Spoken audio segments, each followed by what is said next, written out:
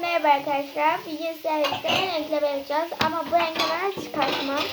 Ben çıkarılmış renklemalarda o yüzden takmayacağım. Birin renkliyi kurtarmışım.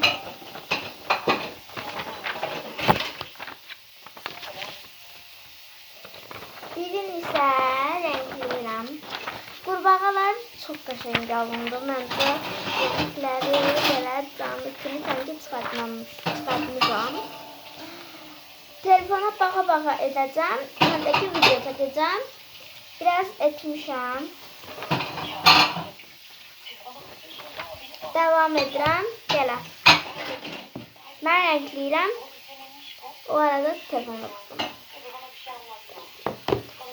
Renkliyende de birazını göstereyim. Önce cebime bakıyorum.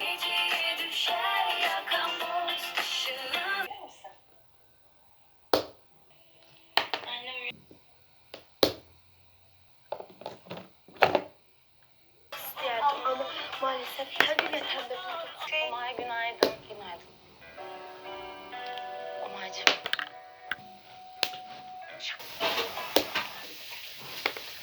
Şimdi geldim zaten. Evren. Tamam. Ben fırsat buldukça gelirim seni görmeye.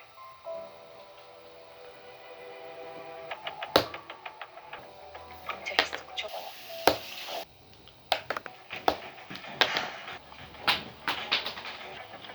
Böyle sağdan sola savruluyor. Bir kere. Senin ne işin var burada? Ya sana mı haber ver? Bilirim.